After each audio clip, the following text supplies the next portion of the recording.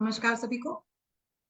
Good evening to all. आज के इस सत्र में आप सभी का पुनश्च एक बार स्वागत करते हुए आज का एक अलग टॉपिक जिस पर हम लोग चर्चा करेंगे इसके क्लिनिकल इंपॉर्टेंस को लेकर। मंडूर भस्म हम सभी जानते हैं। मंडूर भस्म रेड ऑक्साइड जो एक मिट्टी का फॉर्म मानिए इसको, या इट इज टाइप ऑफ लोह धातु। बट जैसे ये बहुत ही कनेक्टेड है हमारे स्त्री रोगों से, वैसे तो मंडूर भस्म का बहुत ही ज्यादा उपयोग होता है हर अलग अलग व्याधियों में। बट फिर भी स्त्री रोगों में कैसे ये काम करता है।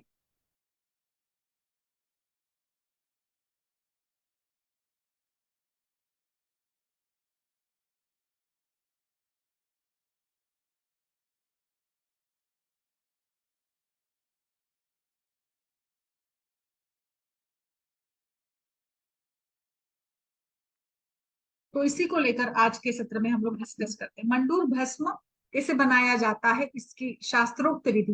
वैसे जैसे कि मंडूर कहाँ से मिलता है, हमें पता है कि पुराने जमाने में आज भी जहां पर आपको लोहा मिल जाता है उसी जमीन के नीचे से लोहे जहां पर मिल जाते हैं ना, उसी जमीन के नीचे से हमें एक आयरन के थोड़े छोटे छोटे अंश मिल जाते हैं। लोखंड का, लोहा का कीट इसको बोलते हैं। और इसी को लेकर हम लोग, जैसे कि पहले के जमाने में जो ये होते थे ना, फोर्ट्स वगैरह होते थे, किले होते थे, या जहाँ ऐसे मिट्टी के घर हुआ करते थे उसके जहाँ, या जहाँ पे कुछ भी नहीं है ऐसे जमीन के नीचे या जमीन के आजू बाजू में भी इस प्रकार का आपको जो एक क्या बोलेंगे उसको, छोटे छोटे जो मिल जाते हैं ना, दगड़ जो मिल जाते, इस दगड़ को लेकर ही इससे ही जाकर आगे मंडूर भस्म बनता है। इसको बनाने के लिए जैसे हमने ये कलेक्ट किया, आपने इस प्रकार से दगड़ और रॉक्स को कलेक्ट किया, उसके बाद उसको जो बीबी तक होता है ना, बेहड़ा,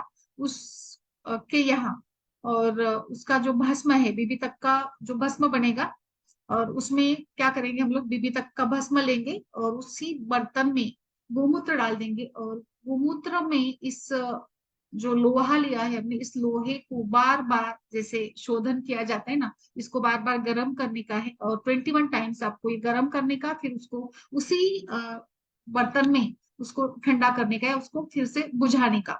इस प्रकार से 21 बार अगर आप करते हो तो जो बनता है इसी को अच्छे से फिर पीस कर, 21 टाइम्स हमने इसको भावना दी है गोमूत्र की, और अभी इसको हमें पीसना है अच्छे से और इसको छान लेना है। ये जो बनेगा इसी को हम मंडूर भस्म के रूप में यूज कर सकते हैं, या इसी प्रकार से मंडूर भस्म बनाया जाता है।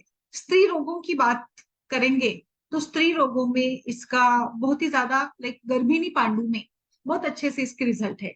मंडूर यानी यकृत एवं पित्ताशय, लीवर और गॉल ब्लैडर, इस प्रकार के जो भी डिसीजेस है, या जो लीवर रक्तवस्त्र स्त्रोतस का मूल स्थान माना गया है। लीवर कई सारे रोगों का एक कारण होता है, जहाँ पे धात्वाग्नि मांद्य के कारण और अग्निमांद्य के कारण सबसे पहला परिणाम लीवर पर होता है। बिकॉज लीवर ये एक प्रयोगशाला के रूप में, लेबोरेटरी के रूप में काम करता है, जहां पर अग्नि परिपाक और अलग अलग जो भी सारे मैकेनिज्म या पैथोलॉजिकल फिजियोलॉजिकल फंक्शंस चलते हैं। इसीलिए लीवर अगर कमजोर बन जाता है, जैसे उदर रोग हो या कई सारी बीमारियां, कामला है, जॉन्डिस है, तो इन सभी बीमारियों के लिए आपको इस मंडूर भस्म का उपयोग करना है।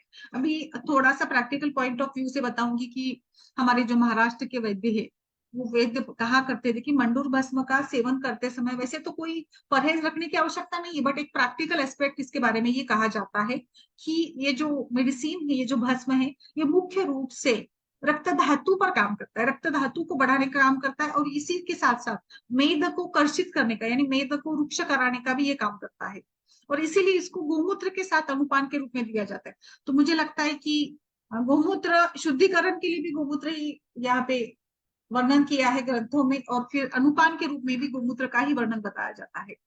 इसी के साथ साथ अगर आपको खून बढ़ाना है, जैसे प्रेगनेंसी एनीमिया हो, या प्रेगनेंसी में अगर कई बार ऐसे होता है कि हीमोग्लोबिन कम है और हीमोग्लोबिन अच्छा रखना है, बढ़ाना है, तो उस समय मंडूर भस्म का अगर आप उपयोग कर रहे हैं तो एक टिप मैं जरूर बताऊंगी कि आप इसका उपयोग, यानी अनुपान का काल जो होगा ये सग्रास होगा, यानी सभी को इसका प्रेगनेंसी में खास करके, या जिनको रक्त धातु बढ़ाना है उन लोगों के लिए खास फॉर्मुलेशन है, खास टिप है कि वो सग्रास इसका सेवन, यानी हर एक निवाले के साथ इसका सेवन आपको करना है, क्योंकि ये अग्नि को प्रदीप्त करेगा और फिर जाकर अग्नि अच्छा बनेगी तो रस से रक्त धातु भी अच्छा तैयार होगा।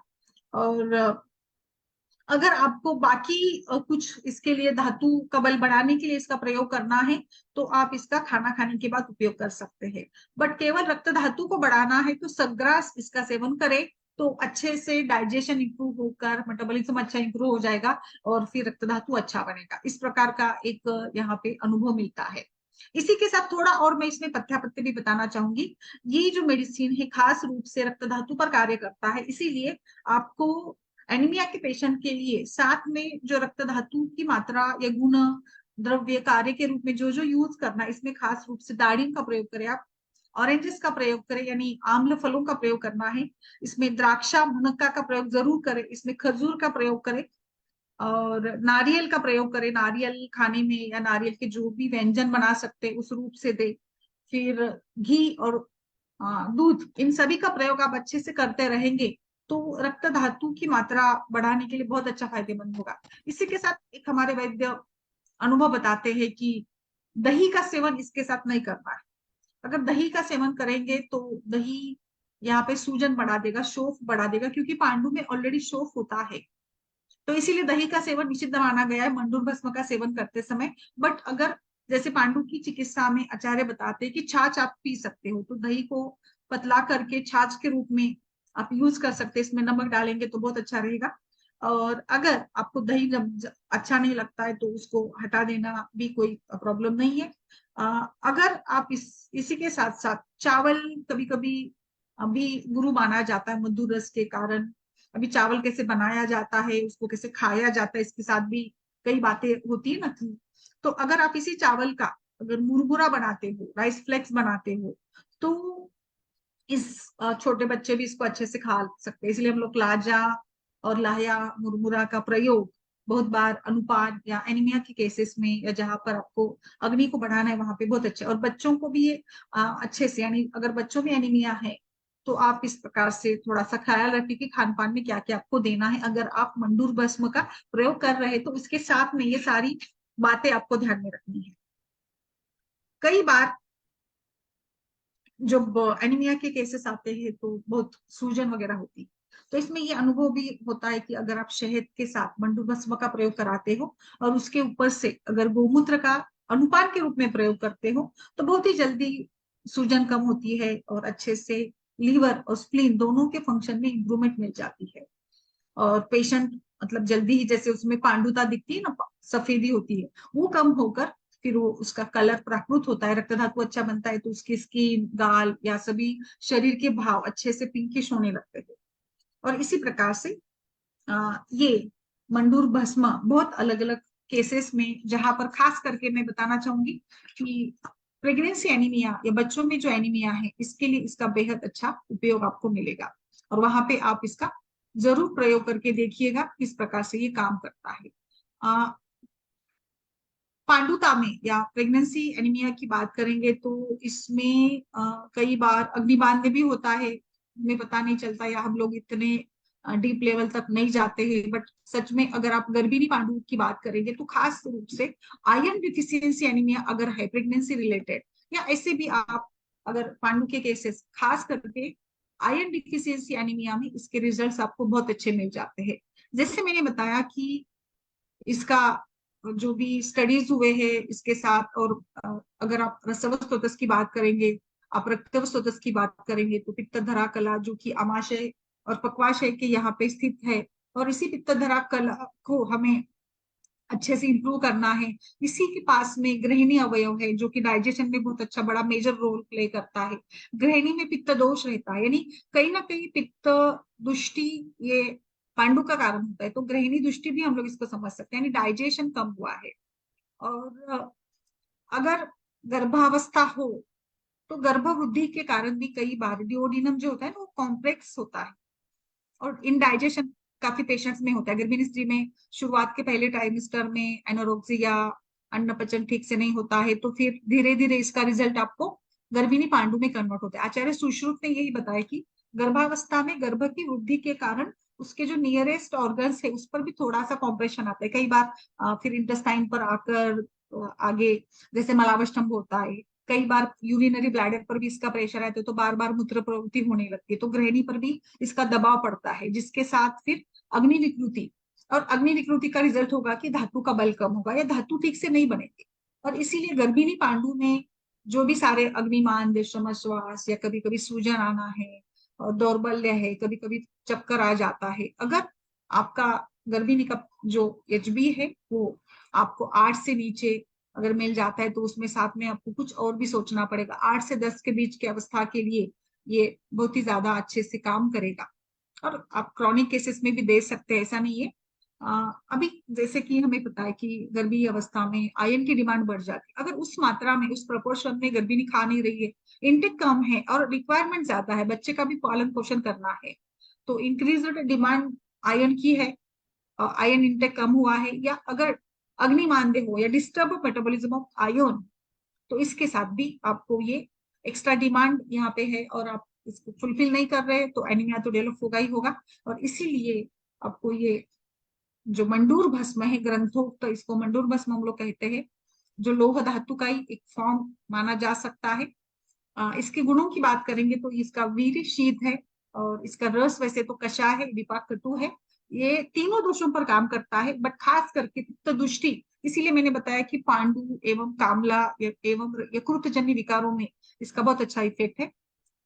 पांडुनाशक ये इसका प्रभाव है, रक्त वृद्धि कर इसका कार्य है। इसकी जो डोज देनी है आपको 125 मिलीग्राम से 250 मिलीग्राम के बीच में दीजिएगा।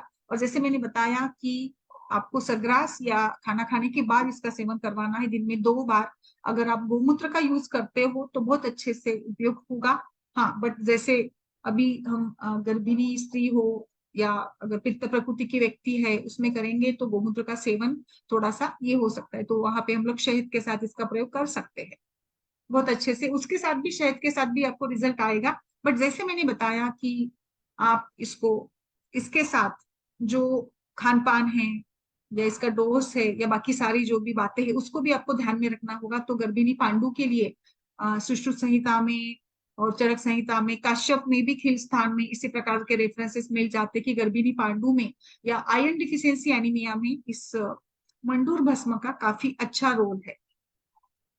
खास करके ये रक्त धातु पर काम करता है, इसीलिए इसका जो पर्याय नाम है ये लोह मल, लोह किट्ट, लोह सिद्धनक, सिद्धहारक, इस प्रकार के नाम इसको पर्याय के रूप में मिल जाते हैं। मंडूरम सुमृतम रुष्यम शिशिरम रुचिरम परम, दीपनम पित्तशमनम रक्त वृद्धिकरम परम, पांडु प्रमत्तम अंगमर्दम कामला कुंडकलिशम, मंडूरम तो विशेष, कुंडम कुलिशम, देखिए इसका भी अर्थ मैं बताऊंगी, शोष प्रशमनम, शोभ प्रणाशनम, हलिमकम च क्लेहानम मंडूरम हंत्यम शेषतः। योग रत्नाकर, रसरत्न, तरंगिनी, रस तरंगिनी, इस सभी ग्रंथों में इसी प्रकार से खास करके ये क्लेम किया है कि पित्त के ऊपर मंडूर भस्म का बड़ा अच्छा रोल है। मंडूर भस्म ये वुष्य भी है, तो देखिए हम लोग यहाँ इसीलिए इसकी चर्चा कर रहे हैं। ये डाइजेशन को भी इंप्रूव करेगा, ये रक्त धातु पर भी काम करता है। रक्त धातु का गर्भिणी स्त्री के साथ साथ महिलाओं में रक्त धातु कितना ज्यादा इंपॉर्टेंट है ये हम लोग सभी जानते हैं, और इसीलिए हमें इसका अच्छे से विचार करना है। कई बार इसको त्रिफला काढ़े की भावना देकर भी और पूत देकर भी इसकी क्वालिटी को इंप्रूव किया जाता है, इसका शोधन किया जाता है। मार्केट में अगर मंडूर भस्म के आपको फॉर्मुलेशंस का विचार करना हो तो कई सारे फॉर्मुलेशंस आपको मिल जाएंगे, जैसे पुनर्नवा मंडूर, आई थिंक ये फेवरेट है हमारा, क्योंकि पुनर्नवा ये शोफग्न है। अगर आप एनीमिया की बात करेंगे तो उसमें शोफ रहता ही है, तो इसीलिए पुनर्नवा मंडूर ये इस प्रकार की शोफग्न कंडीशन के लिए बहुत अच्छा है। इसी के साथ आईबीएस है और कई सारे प्रकार के जो भी पांडु के प्रकार है, यकृत के विकार है, उसमें हम लोग देते ही है। गर्भिणी स्त्री में देते हैं, जहां पे आपको लगता है कि रस रक्त की कमी है वहां पर देते हैं, जहां पर कुछ यूरिनरी प्रॉब्लम्स है वहां पे भी हम लोग पुनर्नवा मंडूर का प्रयोग करते हैं। इसी के साथ हंस मंडूर करके भी आपको मिलेगा मार्केट में, जो एनीमिया और यकृत जन्य विकृतियों के लिए बेहद अच्छा काम करता है। त्रिफला मंडूर भी मिल जाता है, त्रिफला मंडूर तो खास करके जो त्रिफला के भी इफेक्ट्स आपको मिलेंगे और मंडूर भस्म के भी, जैसे गैस्ट्राइटिस है, आमाशय पर सूजन है, डिस्पेप्सिया हो और उदरशूल हो, इसमें त्रिफला मंडूर बहुत बहुत अच्छा काम करेगा। एक और मंडूर बताऊंगी, शोफ हरी मंडूर, जो खास करके सूजन अगर हो, इडिमा जन्य कंडीशन, शोफ जन्य इंफ्लेमेटरी कंडीशन पर बहुत अच्छा काम करेगा। मार्केट में आपको मंडूर वटक में मिल जाता है, इसको मैंने कई एक बार पढ़ाया भी था मंडूर वटक को। ये भी खास करके एनीमिया की मेडिसिन मानी जाती है मंडूर वटक तो। इससे त्वचा विकारों में भी काम अच्छा करता है। फिर ताप्यादि लोह भी हमारा फेवरेट है, जो हम खास करके कामला और पांडु वैद्य में यूज करते हैं। और ऐसे कई सारे विकल्प आपको मंडूर भस्म के मिल जाएंगे, जो अगर आप मंडूर भस्म ऐसे नहीं देना चाहते हैं तो आप कल्प के रूप में भी इसका प्रयोग कर सकते हो। तो जैसे मैंने बताया, इसका शोधन गोमूत्र या त्रिफला काढ़े के साथ भी किया जाता है। ये वात पित्त कफ तीनों दोषों पर काम करता है। और आगे पढ़ते हैं हम लोग आगे, इसका और क्या उपयोग है और कहाँ कहाँ। कुछ गूगल कल्पों में भी आपको ये मिलेगा, जैसे महायोगराज गूगल है, इसमें भी आपको मंडूर भस्म में मिल जाता है। फिर स्वर्ण महायोगराज गूगल में भी आपको ये मिलेगा, जो अगर जैसे कि जहां पर आपको लग रहा है कि कुछ गूगल की कल्पों की आवश्यकता है, उसमें जैसे मैंने बताया कि ये आ, एक प्रकार से मेद धातु पर भी काम करता है। तो जहां पे मेद धातु की विकृति है, वजन बढ़ा है पेशेंट का, वहां पे लाइपोलाइटिक एक्टिविटी को इंड्यूस करने के लिए आप इस तरह के महायोगराज गूगल का या त्रिफला गूगल का उपयोग करेंगे। जहां पर जैसे हमें हमारा उद्देश्य ये होता है ना कि मेद धातु का कर्षण करे और मेरे धात्वाग्नि को इम्प्रूव करे, और फिर बाकी धातुओं की क्वांटिटी बढ़े, क्वालिटी बढ़े, बाकी धातु भी अच्छे से तैयार हो। वहां ऐसे केसेस में हम इसका प्रयोग कर सकते हैं, या जहां पर उसका बहुत अच्छे से उपयोग आपको मिलेगा। अभी आगे बढ़ते, और कहाँ कहाँ पर हम लोग मंडूर भस्म पॉपुलर। अभी मैंने एक आपको श्लोक पढ़ के बताया था, उसमें लिखा था केश कुंडलम। अभी स्त्रियों की बात आते तो महिलाओं के सौंदर्य एवं सभी के लिए, हर व्यक्ति के लिए, महिलाओं के लिए लेकिन पुरुषों के लिए भी उतना ही महत्व होता है केशों का, बालों का। और आप सभी जानते हैं आज घर घर में मेहंदी लगाई जाती है, तो हर कोई पार्लर्स में आयुर्वेदिक मेहंदी के नाम पर जो मेहंदी बेची जाती है, सजेस्ट की जाती है, उन सभी में एक भस्म जरूर होता है, मंडूर भस्म, जो शुद्ध लोह से, जंग से बनाया जाता है। और ये एक नेचुरली, मतलब हमने आयुर्वेद से भी नहीं, बट जैसे मंडूर भस्म मुझे लगता है सदियों से ये माना जाता है कि ये बालों के लिए, बालों का प्राकृतिक रंग जो काला होता है, इसको बरकरार रखने के लिए अन्य जड़ी बूटियां और घर की जो मेहंदी होती है, हीना होती है, उसमें डालने के लिए इसका बहुत ही उपयोग किया जाता है। तो बिल्कुल मंडूर भस्म आप डालेंगे मेहंदी भिगोते समय उसमें, और उसको कुछ घंटों तक रखकर आप इसका प्रयोग करते हैं, तो आई थिंक मंडूर भस्म बालों के लिए बहुत अच्छा साबित होता है। तो ये एक एज पर लाइक एक कॉस्मेटिक वैल्यू भी इसकी मंडूर भस्म की आपको पता चलती है। जैसे ये एक हिमेटोनिक है, हिमेटोजेनिक है, रेड सेल तैयार करने को मदद करता है, हीमोग्लोबिन के लेवल को बढ़ाता है, इसी के साथ साथ बालों को भी कलर करने के लिए इसका बहुत ही अच्छा है। एक और मैं बताऊंगी कि जैसे ये पित्त का शमन भी करता है ना, तो कामला में बिलिरुबिन वैल्यू बढ़ जाती है, तो गर्भिणी अवस्था में आप देते हैं तो आगे बच्चों के लिए भी फायदा होगा, क्योंकि जो सिजेरियन बेबीज होते हैं ना, उनमें काफी मात्रा में फिजियोलॉजिकल जॉन्डिस डेवलप होता है। तो आई थिंक अगर आप गर्भिणी स्त्री को मंडूर भस्म अच्छे से देते हैं तो आगे बच्चे में बिलिरुबिन बढ़ना या जॉन्डिस होने की संभावना थोड़ी सी कम हो सकती है। यानी गर्भिणी अवस्था में भी कई बार कुछ इन्फेक्शन होकर भी बिलिरुबिन बढ़ जाता है, तो ये भी आपको एक अलग से इसका इफेक्ट मिलेगा कि ये बिलिरुबिन का प्रमाण कम करता है, it louvers the bilirubin. Fat को भी बर्न करता है, डाइजेशन को इम्प्रूव करता है, पचन के लिए भी अच्छा काम करेगा। और ऑर्गन की बात करेंगे तो लीवर स्प्लीन तो ग्रंथों में बताया है, रेड बोन मैरो पर इसका काम होता है, रक्त पर होता है, रक्त के साथ साथ मसल्स पर, मांस पर होता है, हार्ट पर होता है, पैनक्रियाज और लंग्स पर भी इसका अच्छा उपयोग आपको मिल जाएगा। यकृत वृद्धि के साथ साथ स्प्लीन एनलार्जमेंट भी कई बार, जो भी लीवर की डिसऑर्डर्स है ना, उनमें कई बार स्प्लीन भी इन्वॉल्वमेंट मिल जाती है, एनीमिया भी मिल जाती है। और कुछ बच्चे या कुछ लोग मिट्टी खाते हैं, उनमें हम बोलते हैं ना कि एक अलग प्रकार का एनीमिया डेवलप होता है, मृदभक्षण जन्य पांडु। तो इसके लिए भी ये आप पुनर्नवा मंडूर या जो भी मंडूर के विकल्प है उसका उपयोग कर सकते हो। अभी मैं आपको गायनिक का और एक उपयोग बताऊंगी, बहुत अच्छा है, अमेनोरिया। अमेनोरिया यानी रस का क्षय, रक्त का क्षय, और फिर बाकी आगे उपधातुओं का क्षय। तो अगर आपके शरीर में, महिला के शरीर में आयरन की कमी है, रक्त ठीक से बनता नहीं है, तो निश्चित रूप से अमेनोरिया एक इसका मतलब कॉज है। अमेनोरिया का कॉज एक एनीमिया भी है।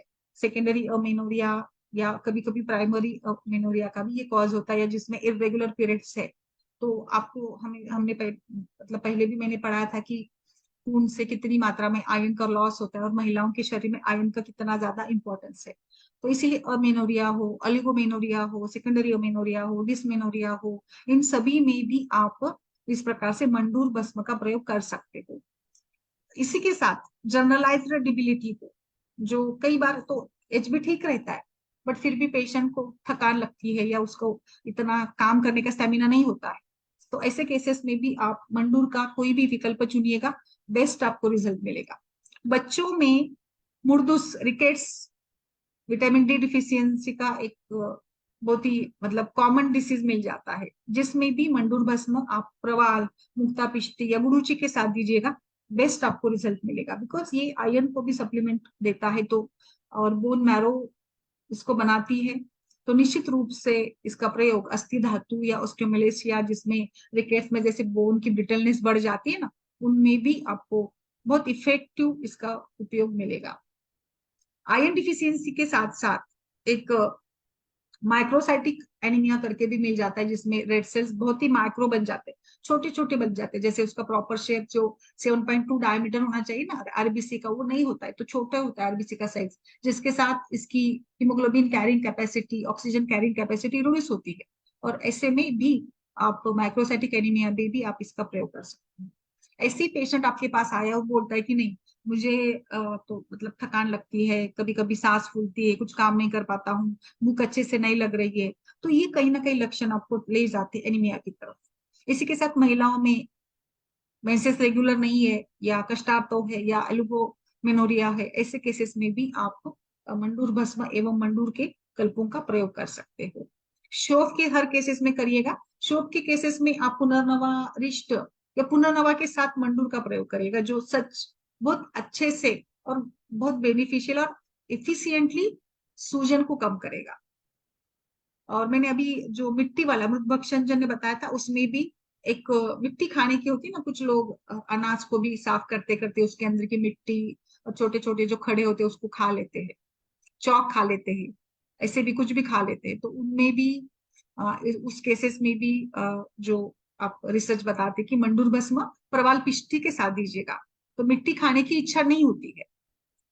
ये आई थिंक इसके मंडूर भस्म में जो जिंक, आयरन, कैल्शियम और इफेक्टिवली एब्सॉर्प्शन भी मतलब एक इम्प्रूव हो जाता है, मिनरल का एब्सॉर्प्शन भी अच्छे से होने लगता है इंटेस्टाइन से, जिसके साथ भी मंडूर भस्म का अच्छा रिजल्ट मिलता है। तो आपका ये मंडूर भस्म जाकर आंतड़ों को क्लीन करता है, उनकी कैपेसिटी को बढ़ाता है, ताकि वो अच्छे से पचन करे, शोषण करे, पचन शोषण इंप्रूवमेंट हो जाती है, तो रक्त अच्छा बनता है और मिनरल्स का भी प्रोपोर्शन शरीर में अच्छा रहता है। तो इसलिए आप इस केसेस में भी दीजिएगा। अगर आप मंडूर भस्म जॉन्डिस में सोच रहे हैं, तो उसमें कुमारी के साथ दीजिएगा, कुमारी आसो के साथ इसका अच्छा रोल रहेगा। तो आपको मंडूर भस्म यूज करते समय, या आप ओबेसिटी में यूज कर रहे हैं, तो उसके साथ आपको जैसे इसका मैकेनिज्म ये है ना कि ये जाकर लाइपोलाइटिक एक्शन है, that means it break down the fat molecule को वो ब्रेक डाउन करता है। तो इस प्रकार से वहां पे आप उस इस प्रॉपर्टी को एनहांस करने वाले कल्पों का अगर आप प्रयोग करते हो, तो मेद धातु जल्दी से घटेगा। और कई बार फिर लीवर के आजू बाजू में भी फैट अकुमुलेशन हो जाता है, स्पेशली केसेस में, क्योंकि लीवर फैट को स्टोर करता है ना। तो ऐसे केसेस में आजू बाजू में अगर बहुत ही ज्यादा फैट जमा हुआ है, तो उसमें भी मंडूर भस्म की डबल एक्शन होती है, क्योंकि ये इंसुलिन रेजिस्टेंस भी है और इंसुलिन की इसको भी बैलेंस करता है और फिर जाकर फैट को भी बैलेंस करता है। इसीलिए आपको ये अच्छा काम करेगा। फिर अमेनोरिया में मैंने जैसे बताया, अमेनोरिया में आपको मंडूर भस्म का जो प्रयोग करना है, उसमें कुमारी आसो भी ऐड करिएगा। डिस्मेनोरिया होता है तो उसमें जैसे पेन होगा, तो मंडूर भस्म के साथ साथ आप कुछ एंटीस्पाज्मेटिक टाइप वाला कुछ कल्प अगर आप देते हो, जैसे आप दशमूलारिष्ट दे सकते हो, शंखवटी दे सकते हो, शंख भस्म दे सकते हो, मंडूर और शंख भस्म कंबाइन करके भी दे दिया जा सकता है, जिसके साथ फिर जो एंटीस्पोस्मोडिक एक्शन बहुत अच्छे से होगी डिस्मेनोरिया में। अगर आपको देना हो, अमेनोरिया में देना हो तो कुमारी आंसू के साथ दीजिएगा। तो इस प्रकार से अलग अलग व्याधि में इसका बहुत अच्छा रोल है। एंड हाँ, इसके साथ थोड़ी सी ये है कि प्रॉब्लम ये होती है ना कभी कभी कि मंडूर भस्म का सेवन करते समय स्टूल ब्लैकिश आने लगता है। बट मैं आपको बताऊं कि आयरन का ओवरलोड भी नहीं होना चाहिए, तो इसका प्रॉपर प्रिकॉशन लेना ही जरूरी है। और थोड़ा सा टेस्ट इसका कषाय है, तो टेस्ट थोड़ी सी इसकी लेने जैसी नहीं होती है। तो इसीलिए आपको इसका डोज और ये मात्रा बराबर से देनी है, क्योंकि कभी कभी कुछ अगर आपने अच्छे से इसका शोधन नहीं किया होगा तो कभी कभी ये टॉक्सिसिटी भी डेवलप हो करती है। और स्टूल ब्लैकिश आना, जैसे हम लोग बी कॉम्प्लेक्स वगैरह भी देते हैं ना, आयरन का कोई भी टैबलेट देते हैं तो भी स्टूल तो ब्लैक आता है, तो ये एक ध्यान में रखे और पेशेंट्स को भी बताए। और मैंने जैसे प्रेगनेंसी की बात की थी, वैसे ब्रेस्ट फीडिंग स्तनपान करने वाली महिलाओं में भी कई बार आयरन डिफिशियंसी हो जाती है।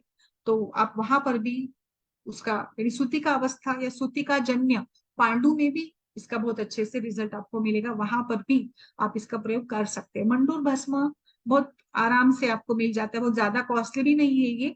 तो अब सभी एनीमिया, लीवर विकृति, मासिक धर्म की विकृति और एक जनरल टॉनिक के रूप में ये आप दे सकते हैं। मेंस्ट्रुअल साइकिल भी रेगुलराइज हो जाएगा।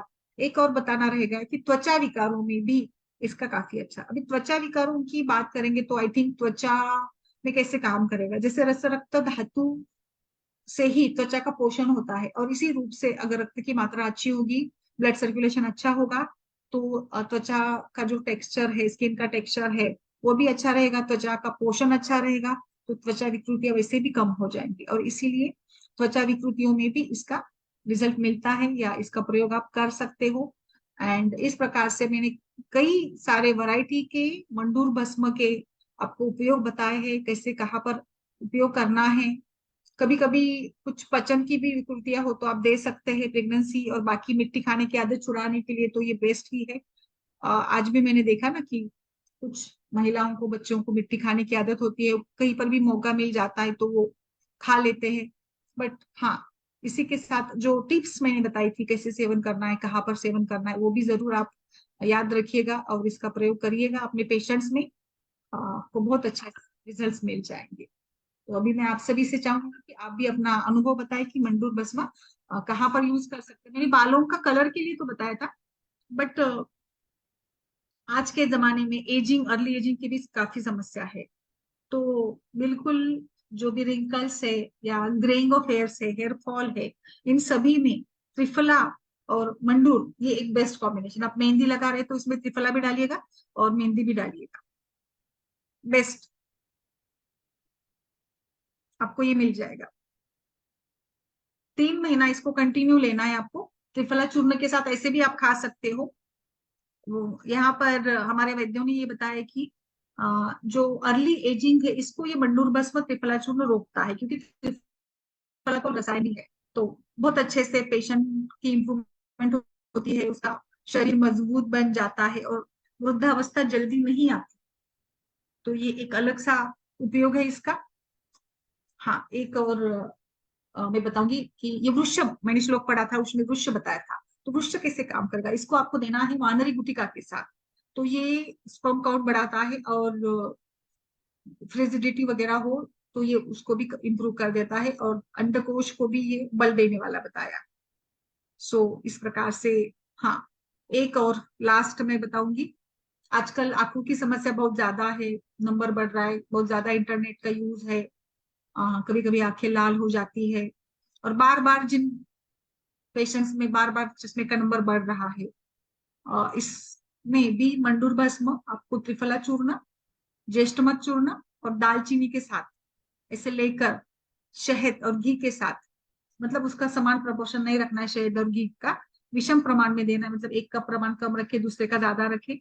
और ऐसे अगर आप देते हैं, इसको कंटिन्यूली खिलाइएगा पेशेंट को 2 से 3 महीने तक, तो पेशेंट की जो बार बार चश्मे का नंबर बढ़ रहा होता है उसके लिए बेहद अच्छा माना गया है। तो आई थिंक यहाँ पर भी वही बात आती है, जैसे आलोचक पित्त, पित्त दृष्टि, पित्त प्रकोप के साथ खालित्य पालित्य ये विकार होते हैं, वैसे ही आई थिंक पित्त प्रकोप आंखों को, आंख या चक्षु नेत्र, ये पित्त दोष का स्थान है जिसमें आलोचक पित्त रहा करता है, जो कि दृष्टि का काम करता है, दर्शन का काम करता है। तो कहीं ना कहीं आलोचक पित्त की विकृति के कारण चश्मे का नंबर बढ़ जाता है। और यहाँ पर हम लोग फिर से मैंने बताऊंगी कि मंडूर भस्म ये पित्त दृष्टि को कम करता है, पित्त शामन का काम करता है, और इसी कार्य कारण मीमांसा के साथ वो आंखों का, आंखों की बीमारियों के लिए या प्रॉपर उसकी हेल्थ को मेंटेन करने के लिए बहुत अच्छे से काम करेगा। तो इस प्रकार से मंडूर भस्म वैरायटी में आप यूज कर सकते हैं, बहुत ही अच्छे से आपको ये रिजल्ट देगा।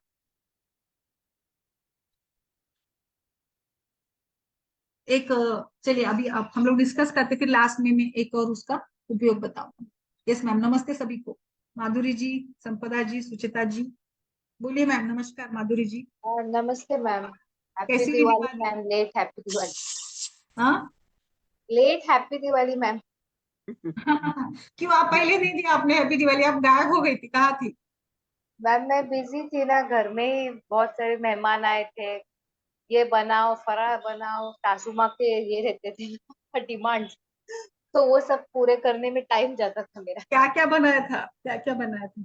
मैम सब बनाए, सिर्फ चकली छोड़ के। क्योंकि चकली बिगड़ जाती है क्या?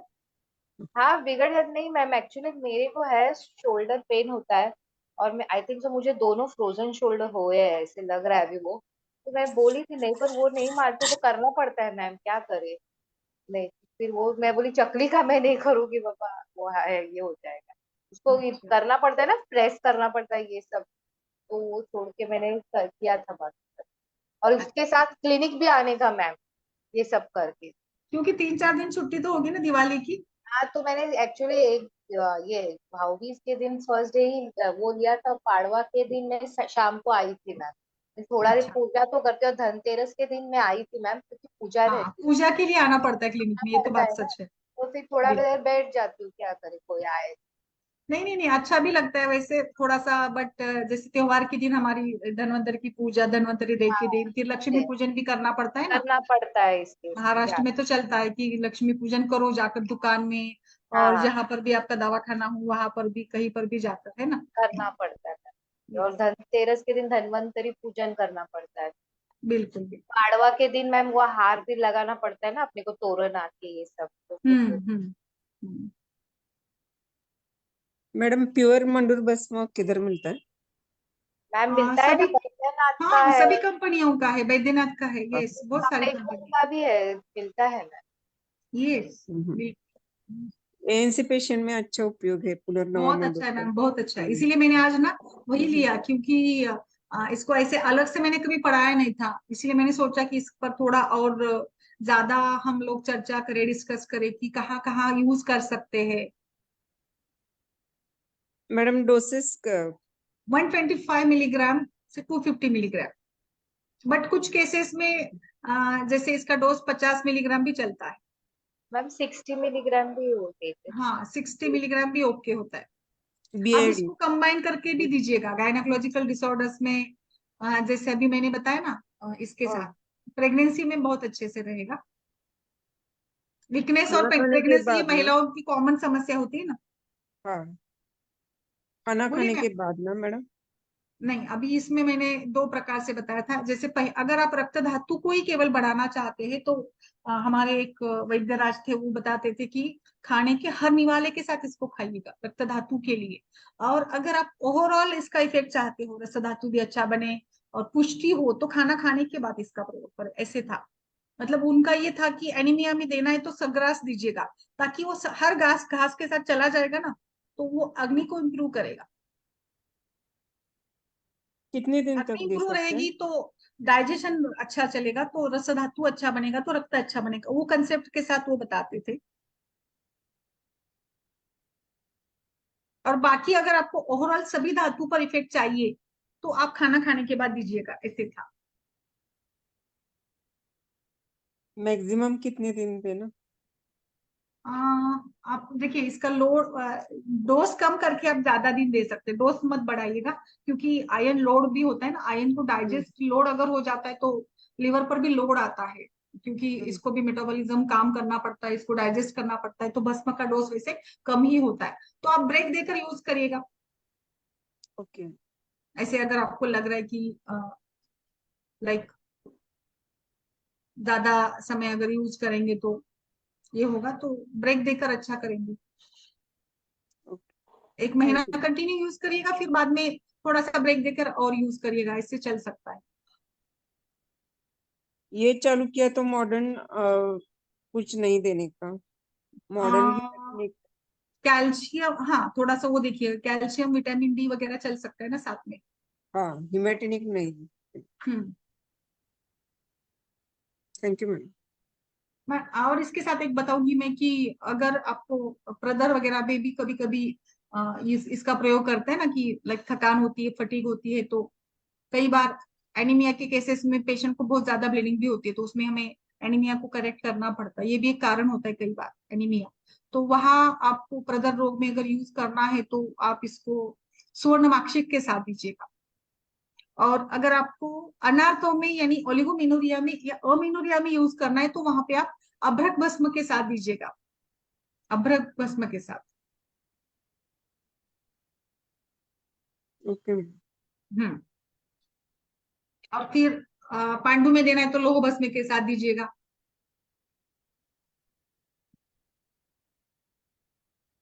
और मैम इसको ना आपको जैसे अगर प्रेगनेंसी बहुत ही कठिन रही हो, या पहले की कुछ एबॉर्शन की हिस्ट्री हो, और फैलोपियन ट्यूब ब्लॉकेज हो, जो भी है, मतलब किसी भी कारण से पेशेंट की रिकरेंट मिसकरेजेस होती है, अबॉर्शंस होता हो, तो इसमें आपको सर्वाइकल रीजन का स्ट्रेंथ बढ़ाना है, गर्भाशय के मसल्स का स्ट्रेंथ बढ़ाना है, ओवरऑल मांस धातु पर काम करना है, तो कासिस भस्म बहुत अच्छा रहेगा, आप इसको कंबाइन करके भी यूज कर सकते हो।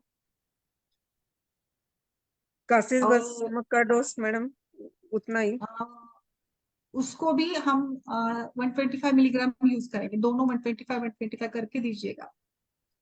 ओके। और फिर जैसे अभी श्वेत प्रदर वगैरह रहा हो तो उसमें त्रिवंग भस्म के साथ दीजिएगा, त्रिवंग भस्म ऑलरेडी बहुत अच्छा है, मैंने पढ़ाया था अभी कि त्रिवंग भस्म तो हम लोग यूज भी करते हैं ना प्रदर के केसेस में, खास करके वाइट डिस्चार्ज के केसेस में।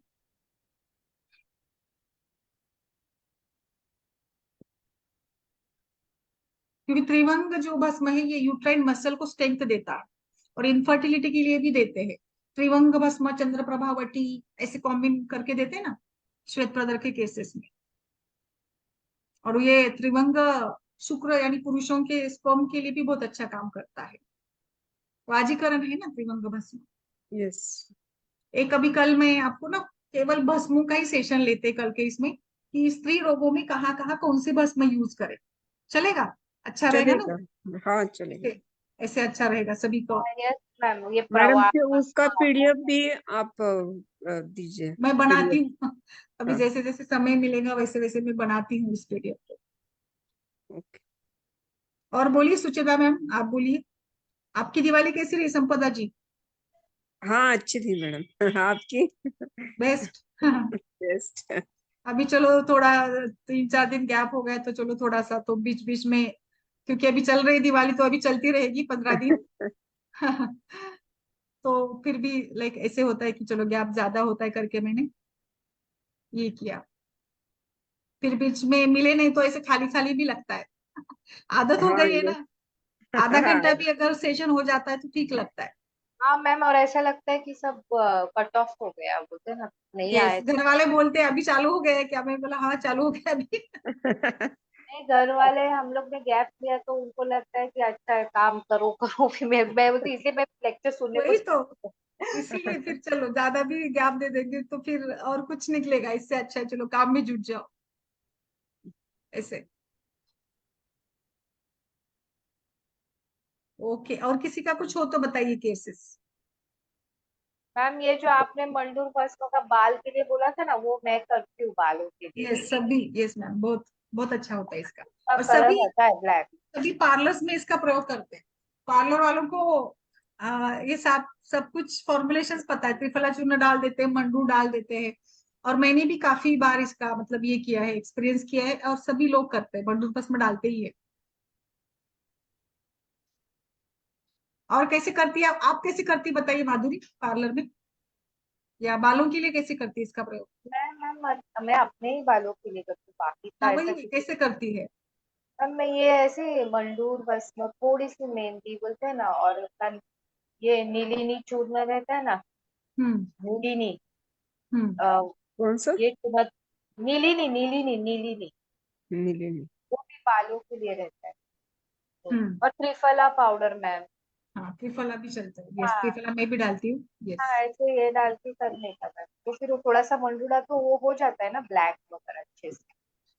तो लगाया तो अच्छा है, त्रिफला, मंडूर, नीलिनी चूर्ण, थोड़ा सा मेहंदी, क्योंकि ज्यादा मेहंदी डाला तो वो ब्राउन हो जाते थे बाल अभी ऐसे। तो सबके है, अभी कुछ लगता नहीं है, वो तो कॉमन है, बाल तो सफेद ब्राउन जो भी है सबके है, तो चलो ऐसे लगता है। सबके ही है, ऐसे यंग जनरेशन के बच्चों के भी है।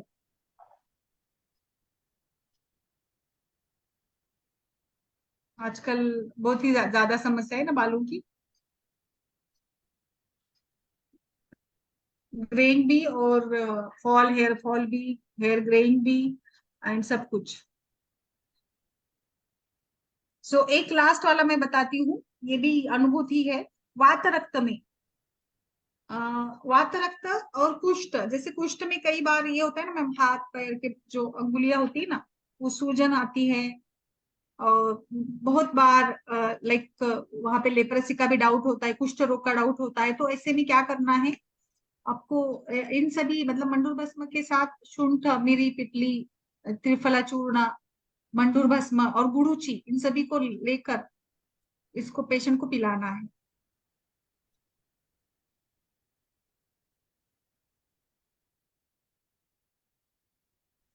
और दही नहीं खा खिलाना है पेशेंट को, वैसे भी हम लोग कुष्ठ के पेशेंट्स को दही नहीं देते हैं। और बाकी मीठा नहीं खिलाइए, दूध घी भी नहीं खिलाइएगा। बहुत अच्छे से पेशेंट को अच्छा रिजल्ट मिलता है। जब आपको लग रहा है कि पेशेंट कभी कुछ उसको लेप्रेसी के डाउट हो रहा है ना, तो उसमें आप त्रिफला के साथ, इन सभी कॉम्बिनेशन के साथ इसका प्रयोग करवाइएगा।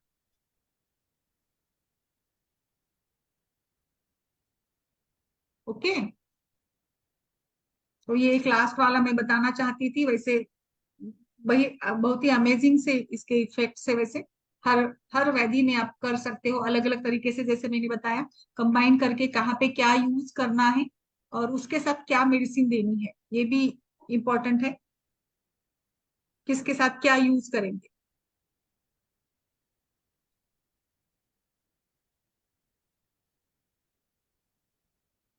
ठीक है मैम। अगर किसी का कोई अगर केस वगैरह हो तो अभी डालना शुरू करिए। ठीक है, आज के लिए रुके फिर। एनीमिया, लीवर, मासिक धर्म सभी में देखिए।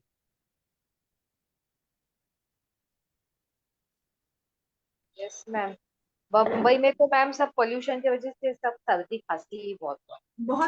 हर जगह पे, हर घर में है। तो इसलिए यहाँ पे ऐसे हो रहा है कि दिवाली का कुछ खाने का नहीं, बनाने का नहीं, बस थोड़ा सा कुछ करो और बस बात खत्म करो। कोई नहीं खा रहा है अभी मीठा, इतना नहीं खा रहा है कोई। और बाकी भी सब में तेल है ना, ऑयल है ना, ऑयल के हाँ बिना, यस के मैम। बिना बनता नहीं है कुछ। तो क्या खाए, ऐसा हो रहा है फिर। और नहीं बच्चे पर भी मैम क्या होता है, बाहर का लाते हैं ना जो ऑर्डर करते हैं ना, मैं देखती हूँ पेशेंट, उससे उल्टा ज्यादा होता है। क्या होता है उसका ऑयल वगैरह बोलते हैं ना, नाइट टाइम है ओके नहीं है, ऑर्डर करते हैं उनको ज्यादा खा रहे, ये होता है। और पली बॉम्बे में तो बहुत मैंने फटाके उड़े हैं। मैंने कल ही बोला कि जितना आइटम जो भी मेनू है, अगर आप इसको मतलब आप मुंह में डालते हो तो ये हो जाता है ना, डिजोल्व हो जाता है, उतना वो खतरनाक है। आप जितना कड़क खाते हो उतना अच्छा है शरीर के लिए।